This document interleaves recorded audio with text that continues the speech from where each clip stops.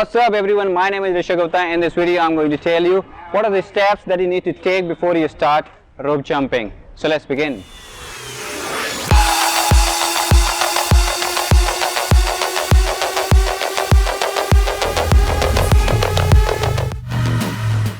Before you start rope jumping, you need to take care of 5 steps. The first one is your outfit. Your outfit should be comfortable enough that you should be able to move freely. Avoid jeans, trousers or other unfit clothes, so that way you will be able to jump rope faster and for longer time. The second thing that you need to take care is the type of rope. Now there are various types of jump rope available in the market. I would like to categorize them into 3.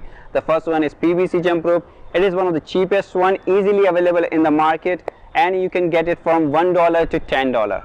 The best part of this jump rope is you can perform various types of jump rope tricks and you can practice regularly. The only drawback of this jump rope is that it breaks easily. The second type of rope is a wide rope. If you want to perform double unders, triple unders and want to attain real high speed, these jump ropes are really good for that. It can cost from $15 to $20, but the only drawback of this rope is that if you want to perform difficult jump rope tricks, coordinated jump rope tricks, it can be really difficult to perform with this kind of rope. Third type of jump rope is a beaded jump rope. It is quite expensive compared to other jump ropes.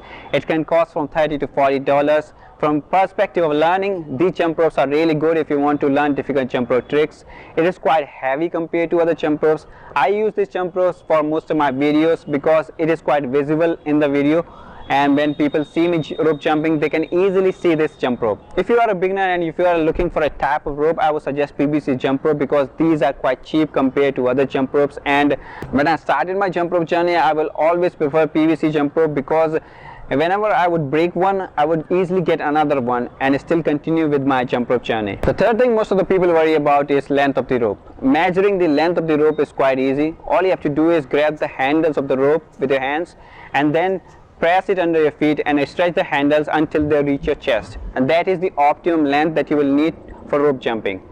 As you get better, try to reduce the length of the rope. The fourth one is good pair of shoes. Now you don't have to buy the expensive one or the branded ones. All you have to buy is a good pair of shoes, so that way they will be able to take care of the shape of your feet. And avoid rope jumping while wearing chappal, sleepers or barefoot, because that way you will be able to jump rope faster and for longer time if you are wearing a good pair of shoes. Finally, the last thing that you need is an open space for rope jumping. Jump rope is an activity which you can perform anywhere, basement, beaches, mountains, but that doesn't mean you will risk yourself for scenic backgrounds. An open space is good for rope jumping because sometimes jump rope requires heavily breathing and it is an intense exercise. I would suggest find an open space for regular practice. These were the 5 things that you need before you start rope jumping. Rest of the information for rope jumping I'll provide you next time. I'll see you in the next video.